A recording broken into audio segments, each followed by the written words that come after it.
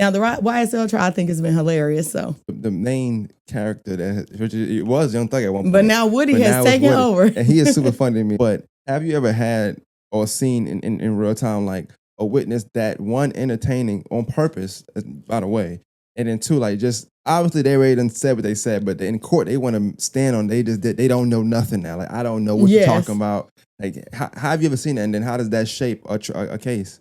So, I mean, I've had it on both sides of cases. When I was a prosecutor, I would have witnesses who, this was a victim in a case, and now they don't want to cooperate because they live down the street from the person who's facing this serious sentence. And so now they don't want to testify because I have to go back to this neighborhood. And if this person gets acquitted, everybody's looking at me like, you tried to snitch on him and he got off. And so usually you just try to explain to the jury, like, look, you heard his testimony, and the jury's job is to choose whether or not you believe him, whether or not you believe that, when Woody says, I didn't know anything about this or X, Y, and Z, that he really didn't know anything about it, or is he just saying that now that he's in court because he knows that there's some repercussions that can come with it?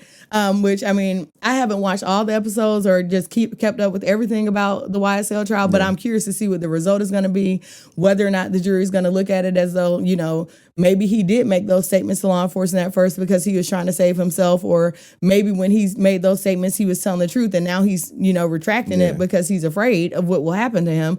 And so that usually just comes down to what kind of people you have on your jury. But you see all the narratives and stuff, and it's like, it seems like there's so much drama on each side, whether it's the judge, and I don't know what they said. They keep saying a recusal or something like that. I don't know what that is, what that means. And so a recusal just means that you're saying that this judge is not a good fit for the case. Either they've already formed an opinion about something that they should not have, or they've done something improper, or they have a relationship with someone that prevents them from being able to sit on that case and be fair and impartial.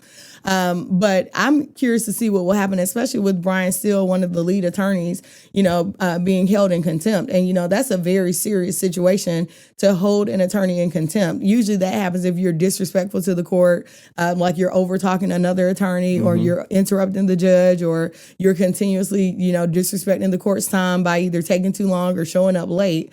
But, in Brian's case, it was that he didn't want to disclose information that he wasn't necessarily required to, because I'm bringing information to you about you engaging in improper behavior. And instead of addressing it, you want to know where I got the information from. And so I think he did what a lot of other defense attorneys would do, which is, no, I'm not going to tell you where I got it from. Just address whether or not it happened. And if it did, then that's what needs to be addressed, not where I got the source from. I'm just curious to see what's going to happen with it.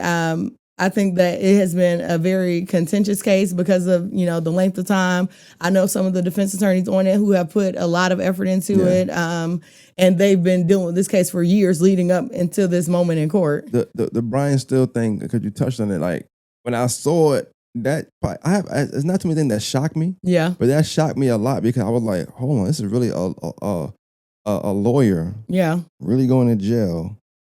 Yeah. For being a lawyer. Yeah, we've had local attorneys get held in contempt. People don't necessarily know about it. It doesn't always make the news. Y'all gotta start filming it. And